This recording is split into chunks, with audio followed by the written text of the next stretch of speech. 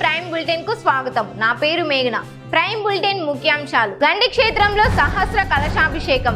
పాల్గొన్న దేవాదాయ శాఖ మంత్రి. రాష్ట్ర వ్యాప్తంగా హనుమాన్ జయంతి వేడుకలు. అయ్యవారిపల్లి గ్రామంలో గంగమ్మ విగ్రహ ప్రతిష్ఠ మహోత్సవం. కడప జిల్లా చక్రాయపేట మండలంలోని ప్రముఖ పుణ్యక్షేత్రం గండి శ్రీ వీరాంజనేయ స్వామి ఆలయం ఆధ్యాత్మిక శోభతో కలకలలాడుతుంది. 28.5 కోట్ల వ్యయంతో పునర్నిర్మించిన ఆలయంలో మహా కుంభాభిషేక మహోత్సవాలు అత్యంత వైభవంగా కొనసాగుతున్నాయి. మే 8న అంకురార్పణతో ప్రారంభమైన ఈ ఉత్సవాలు ఈ నెల 13వ తేదీ వరకు జరగనున్నాయి. హనుమ జయంతి సందర్భంగా సోమవారం గండి క్షేత్రం భక్తజన సంద్రమైంది. ఆలయ మూలమూర్తికి అర్చకులు శాస్త్రోక్తంగా సహస్ర కలశాభిషేకం నిర్వహించారు. ఈ మహోత్సవాన్ని వీక్షించేందుకు 2 తెలుగు రాష్ట్రాలతో పాటు ఇతర ప్రాంతాల నుంచి కూడా భక్తులు భారీగా తరలి వచ్చారు. మహా కుంభాభిషేక మహోత్సవాల్లో రాష్ట్ర దేవాదాయ శాఖ మంత్రి ఆనం రామనారాయణ రెడ్డి పాల్గొన్నారు. ఆలయానికి చేరుకున్న మంత్రికి అధికారులు, అర్చకులు పూర్ణ కుంభంతో ఘన స్వాగతం పలికారు. అనంతరం స్వామివారిని దర్శించుకుని ప్రత్యేక పూజలు నిర్వహించారు.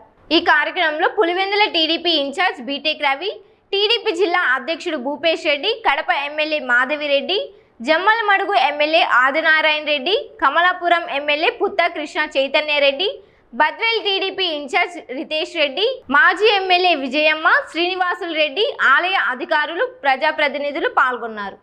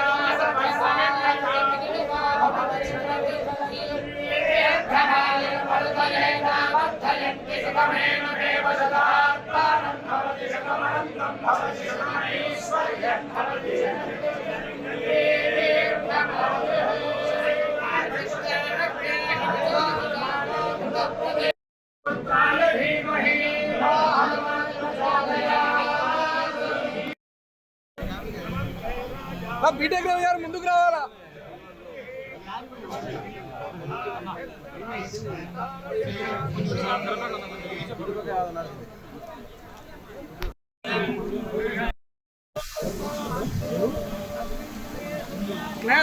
జై శ్రీరామ్! జై శ్రీరామ్! జై శ్రీరామ్! జై శ్రీరామ్!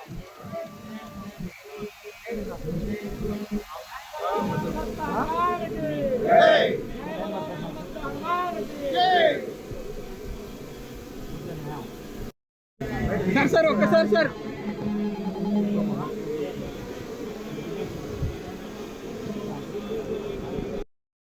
మంచిగా వస్తుంది. ఇంకా వెనక్కి వస్తే ఇంకా బాగుంది. వెనక్కి జరగండి, కొంచెం వెనక్కి జరగండి. Ready all of you ready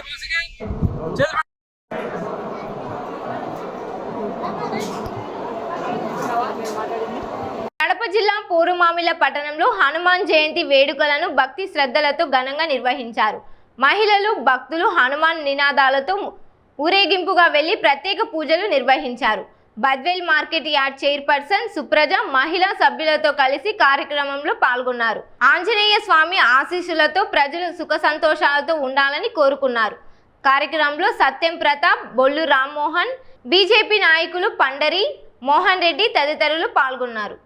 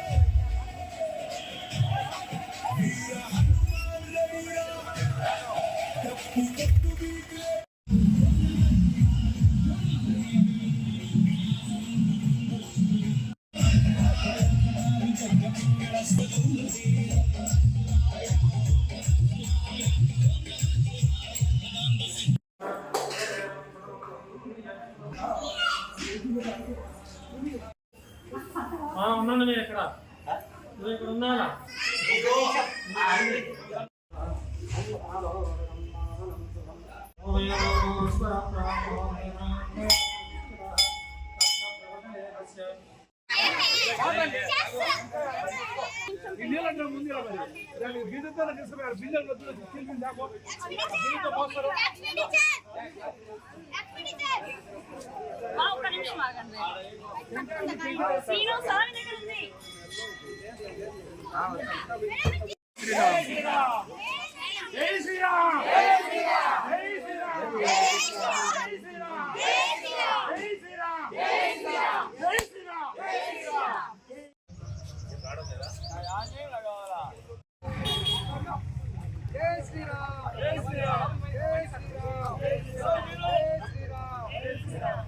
Hanuman Jayanti సందర్భంగా వైఎస్ఆర్ కడప జిల్లా బద్వేల్ ఆర్డీఓ కార్యాలయంలో ఆర్డీఓ చంద్రమోహన్ ఆధ్వర్యంలో పీస్ కమిటీ సమావేశం నిర్వహించారు. సమావేశంలో హిందూ ముస్లిం మత పెద్దలు నాయకులు పాల్గొన్నారు.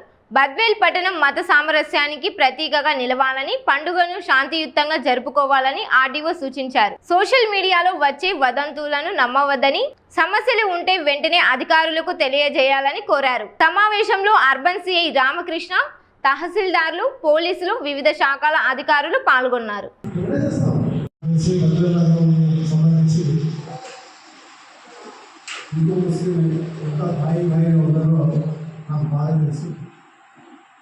కాకపోతే పరిస్థితులు ఏంటంటే కొన్ని ఈ మధ్యకాలంలో ఏంటంటే కొన్ని జరిగేటువంటి పరిస్థితులు మరి కడప నగరంలో జరిగినటువంటి పరిస్థితి ఏదైతే ఉందో మరి అలాగే దృష్టిలో పెట్టుకొని ఈరోజు మన సార్ మీటింగ్ ఏర్పాటు చేయడం జరిగింది. మనకు కొన్ని పరిస్థితులు అంటే ఒక చిన్న ఎందుకంటే సోషల్ మీడియా ఇన్స్టాగ్రామ్ అనేది అందరికీ బాగా ఎఫెక్ట్ చూపిస్తూ ఉంది. ప్రతి ఒక్కరికి కూడా ఇంట్లో పిల్లలు ఎట్లా తయారైనారంటే ఇన్స్టాగ్రామ్ లేకపోతే భోజనం కూడా బాగా పరిస్థితి చేసి పిల్లలు ఊరేసుకుంటున్నారు. ఇన్స్టాగ్రామ్ చూడతా ఉంటుంది, అది అంత అడిక్షన్ అయిపోతూ ఉంది. సోషల్ మీడియా అంత ఇంపాక్ట్ చూపిస్తూ ఉంది అది రోజులకి.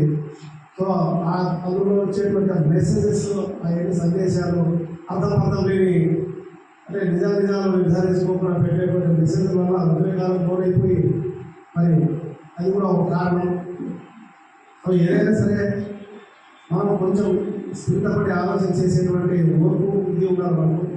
ఎందుకంటే ముస్లిం అనేది మనం ఇప్పుడు కానీ మన తరతరాల్లో వందల సంవత్సరాల నుంచి మన నాగరికతలో కలిసిపోయి జీవించేటువంటిది.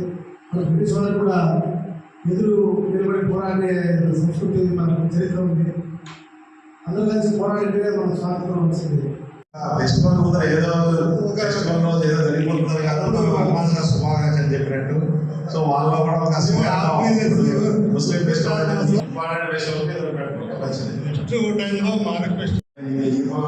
ఎవరు ఎట్లా పెంచాడు. సో ఏ విధంగా ఎక్కడ కూడా ఉండదు, దాన్ని మానవతంలోనే అనిపిస్తుంది. అసలు ఒకరికొకరు సహకరించుకుంటూ ఒకరి అభిప్రాయాలను గౌరవిస్తూ చాలా ప్రశాంతంగా స్వతంత్రంతో ఉంటే అందులో కూడా ఆనందపడతాం. చెప్పండి. సో మనం రిసీవింగ్ బట్టి ఉంటుంది. మనం ఏదో కావాలని వాళ్ళు చేస్తున్నారని మనం భావిస్తే డెఫినెట్గా అది కాన్ఫ్లిక్ట్ వస్తుంది. అది చూసుకోకుండా జస్ట్ ఒక్క క్షణం మనము అక్కడ సమయంలో కానీ ఆలోచన కానీ చేస్తే ఏమి ఉండదు. అది అక్కడ ఏదైనా ఒక క్షణంలో మనం విసర్జన చేసుకుంటే అదే దేనికైనా తగ్గించు అంతే కదా. సో ఒకటి అదేంటి హృదయం బాగుండాలి అంతేదండి. ఏమంటారంటే మరొకసారి అందరికీ కూడా హనుమాన్ జయంతి శుభాకాంక్షలు. హ్యాపీ హనుమాన్ జయంతి శుభాకాంక్షలు. మనం జనరల్గా ఈ మీటింగ్స్ అనేది పీస్ కమిటీతో మీటింగ్ అనేది జనరల్గా మనం ఎప్పుడు చేసుకుంటాం, రంజాన్ బక్రీద్ టైంలోనూ, తర్వాత ఒక ప్రత్యేక పరిస్థితుల్లో సో ఈ సమావేశం చేసుకుంటాం. ఎందుకంటే ఎటువంటి విభేదాలు, ఎటువంటి అపోహలు దేనికి కూడా తావలేకుండా మనం ఒకసారి అందరితో కూడా మాట్లాడితే బాగుంటుంది. సో వల్ల కూడా ఈ 30 ముఖ్యంగా సో ఏదో నిన్న కడపలో ఒక దురదృష్టంగా సంఘటన జరిగింది. సో దానికి మనం కూడా కాకపోతే సో అలాంటి సంఘటన ఎక్కడ జరగకుండా సో ప్రతి కార్యక్రమాలు విశ్వాసం మీరు కూడా ఉత్సాహం అంతే తప్ప మేము చేసుకునే నిబంధన పెట్టడం వల్ల కొంత వేరియేషన్ వస్తుంది. ఇప్పుడు కూడా మన ముస్లిం సోదరులు వాళ్ళ కార్యక్రమాన్ని భోజనం చేస్తాం, అలాంటి అలా సోదరభావం చేసుకుంటున్నారు. కాబట్టి వాళ్ళు కూడా మన సోదరభావం సార్ అలాంటి విభేదాలు కాకుండా గౌరవంలో ఎవరి మతంలో విశ్వాసం కావాలి, ఎవరి మతంలో గౌరవించుకుంటూ అందరూ సోదరభావం ఉండాలని మీ సభాముఖంగా తెలియజేసుకుంటున్నాను సార్. ఈరోజు కొంచెం హనుమాన్ జయంతిలో మేమందరం పాల్గొని ఉత్సాహంగా చేసుకోవాల్సిన కార్యక్రమంలో మీరు పిలిచినప్పుడు కొంచెం బాధగా ఉన్నా కూడా మిమ్మల్ని గౌరవించి మేము ఇక్కడ వచ్చినప్పుడు కూడా కొంచెం సార్ ఏదైనా ఒక పండుగ చేసుకున్నప్పుడు ఉత్సాహంగా చేసుకుంటాం. అంతేకాదు ఈవెన్ అంతగా ఇలాంటి రోజుల్లోనే ఇలాంటి పిలుస్తుందంటే హైవే కన్నా పిలిచాలి సార్. దీన్ని అభినందన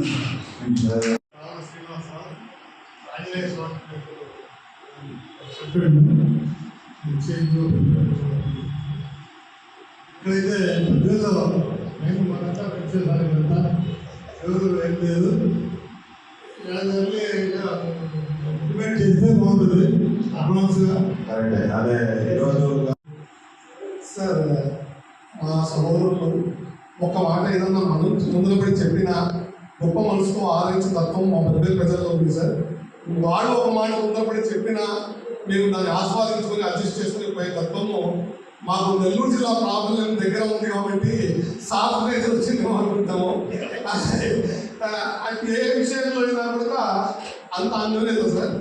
ఎంత అంటే నేను ఒక ముస్లిం యువకుడిని 2 years వయసు ఇంట్లో 4 సంవత్సరాలు నాకు తీసుకుంటూ సాకున్నారు. సాకుని ఈరోజు ఒక పెద్ద బిజినెస్ మ్యాన్ చేయడానికి వాళ్ళు బ్యాక్ పుష్ అయ్యారు. ఇటువంటి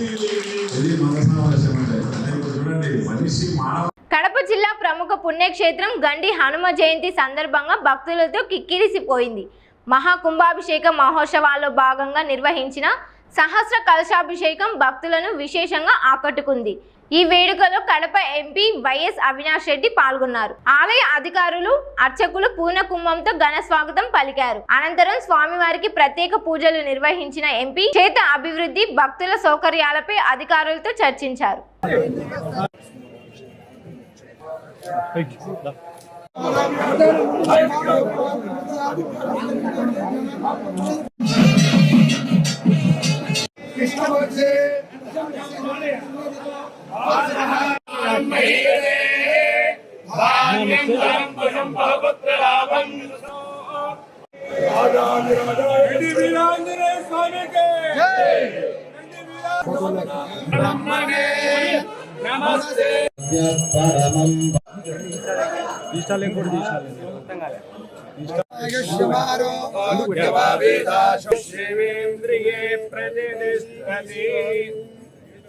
లక్ష్మణ భరత శత్రుఘ్న సమేత శ్రీరామచంద్ర పరిపూర్ణ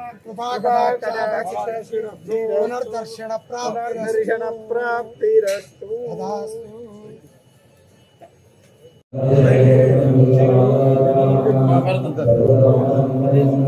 సైడ్ రావణ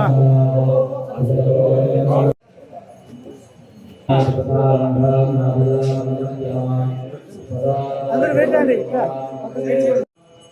శ్రీ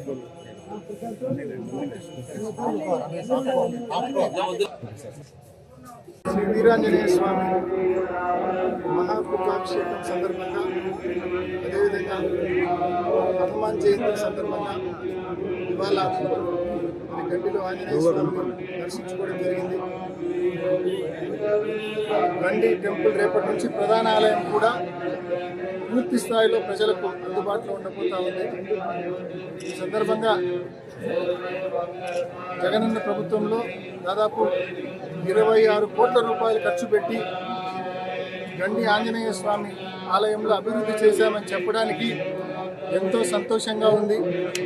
ప్రధాన ఆలయం అయితేనేమి, అదేవిధంగా రాజగోపురాలు అయితేనేమి, గుడి ఎంతో చక్కగా దాదాపు 2 సంవత్సరాల క్రితమే పూర్తయినప్పటికీ కూడా మరి అనేక కారణాల వలన మరి ఇవాళ మరి మహాకుంభాభిషేకం చేస్తూ ఉన్నారు. రేపటి నుంచి పూర్తి స్థాయిలో ప్రధాన ఆలయం మూల విరాట్ భక్తులకు అందుబాటులో ఉండే కార్యక్రమం జరుగుతుంది. మరి ఈ సందర్భంగా గండిలో జరిగిన అభివృద్ధి పట్ల సంతోషం వ్యక్తం చేస్తూ మరొకసారి అంత పెద్ద ఎత్తున 26 కోట్ల రూపాయల నిధులు వెచ్చించినందుకు ఆంజనేయ స్వామి భక్తులందరి తరపున జగన్మోహన్ రెడ్డి గారికి మనస్ఫూర్తిగా ధన్యవాదాలు తెలియజేస్తూ, అదేవిధంగా ప్రజలందరికీ కూడా హనుమాన్ జయంతి శుభాకాంక్షలు తెలియజేస్తూ అందరికీ ఆ ఆంజనేయ స్వామి ఆశీస్సులు మెండుగా ఉండాలని మనస్ఫూర్తిగా కోరుకుంటున్నాను. అయ్యవారిపల్లె శ్రీ గంగమ్మ తల్లి దేవస్థాన మహోత్సవ కార్యక్రమంలో పులివెందుల నియోజకవర్గ TDP in charge BTech Ravi, Pulivendula ZPTC Mareddy Latha Reddy, Vempalli మండల టీడీపీ పరిశీలకులు అజ్జుగుట్ట రఘునాథరెడ్డి, మండల కన్వీనర్ సింగారెడ్డి మునిరెడ్డి, నాయకులు మహమ్మద్ షబీర్, బాలస్వామిరెడ్డి, జగన్నాథరెడ్డి, చంద్రశేఖర్ రెడ్డి పాల్గొన్నారు.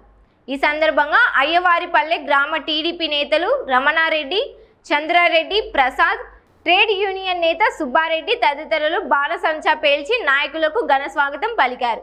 అనంతరం ఆలయ పూజారులు ప్రత్యేక పూజలు నిర్వహించి ఆశీర్వచనాలు అందజేశారు.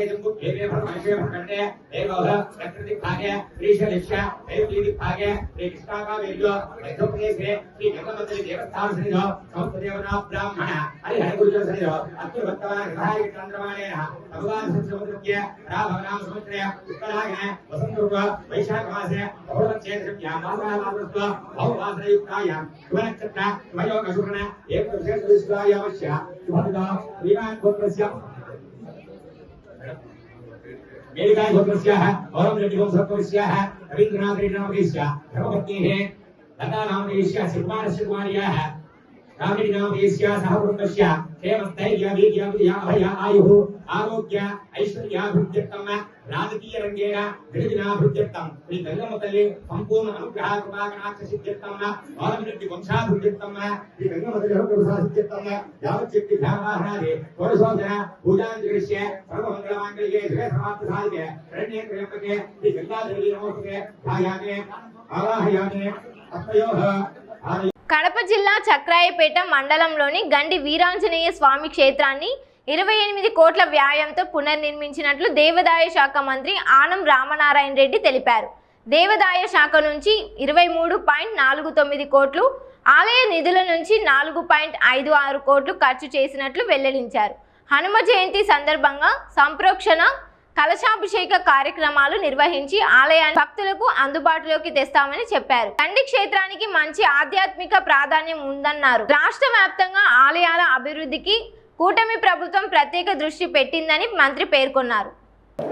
చక్రాయపేట మండలంలో మరి ఈనాడు ఈ యొక్క పరమ పవిత్రమైనటువంటి పాపాగ్ని నదీ తీరాన వెలసినటువంటి ఆంజనేయ స్వామి యొక్క విగ్రహం పుట్టు ఇది నా భూతో నా భవిష్యత్తుగా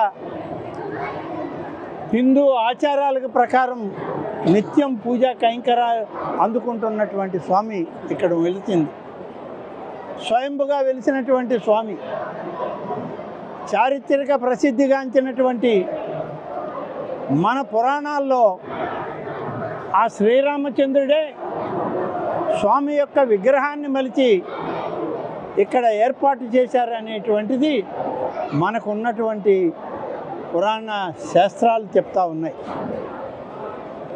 ఆదాయం వచ్చి ఆలయానికి 5,62,77,000 రూపాయలు ప్రతి సంవత్సరం వస్తూ ఉంటే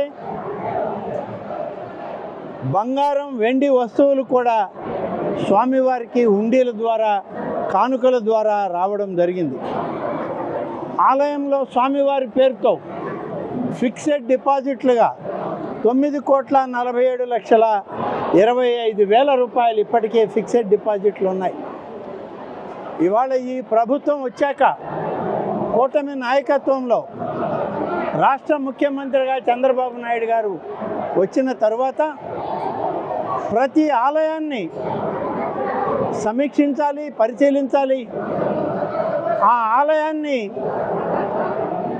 ప్రజలకు దగ్గర చేసి స్వామివారి భక్తులకి సేవకులకి దీన్ని అందించాలనేటువంటి ఒక లక్ష్యంతో ఈరోజు ప్రతి ప్రాంతంలో ఆలయాలను చూస్తూ వచ్చాం.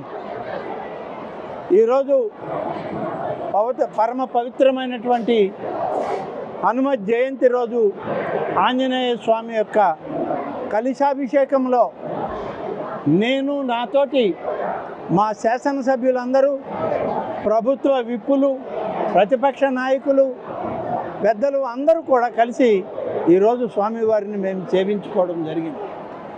రేపు మఠాధిపతులందరూ కూడా వస్తున్నారు.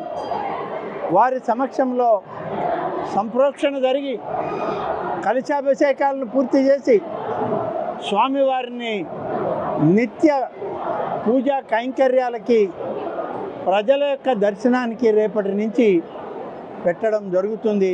దాన్ని ప్రారంభించడం కూడా జరుగుతుంది.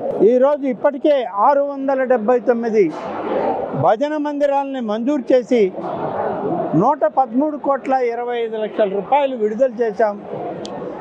ఒక్కొక్క భజన మందిరం అంటే ఎక్కడైనా గ్రామాల్లో ఆలయాలు లేకపోతే ఏ ఆలయం కావాలంటే ఆ ఆలయం, రామాలయమైనా, శివాలయమైనా, దుర్గా ఆలయమైనా, ఆంజనేయ స్వామి, ఇలాంటి ఆలయాలన్నీ కూడా నిర్మాణం చేయడానికి 5,000 భజన మందిరాల కొరకు ఇవాళ ప్రభుత్వం 750 కోట్ల రూపాయలు మంజూరు చేసింది. తిరుమల తిరుపతి దేవస్థానం యొక్క ఆర్థిక వనరులు రాష్ట్ర ప్రభుత్వం కలిసి చేసేటువంటి కార్యక్రమం. ప్రతి నియోజకవర్గంలో కూడా 25 నుంచి 35 భజన మందిరాలని, ఆలయాలని నిర్మాణం చేయడానికి 3 రకాలుగా దాన్ని ఏర్పాటు చేస్తున్నాం. 5 సెంట్ల భూమి కానీ ఉంటే 20 లక్షల రూపాయలు, 10 సెంట్ల భూమి ఉంటే 30 లక్షల రూపాయలు, 20 సెంట్ల భూమి ఉంటే 40 లక్షల రూపాయలకి ఇప్పుడు పెంచి 3 విభాగాలు చేసి 3 రకాలుగా ఈ యొక్క ఆలయాలు గ్రామాల్లో నిర్ణయించడం జరిగింది. వాటి పనులు కూడా మొదలుపెట్టాం. నేను ఇప్పుడే చెప్పాను, 679 భజన మందిరాలకి రాష్ట్రంలో 113 కోట్లు మంజూరు చేశాం. 956 ఆలయాల్లో ధర్మకర్తల మండలిని కూడా నియమించాం. ఈ ఆలయంలో కూడా ఇటీవలే ధర్మకర్తల మండలిని నియమించడం జరిగింది. 2 సంవత్సరాల క్రితం మా ప్రభుత్వం వచ్చినా మేము గత ప్రభుత్వాల్లాగా ఉన్నటువంటి వాళ్ళని అవమానకరంగా ఇది వాళ్ళ ప్రైమ్ బులెటిన్. చూస్తూనే ఉండండి కేటీవీ, ప్రతి వార్త ప్రజల పక్షం.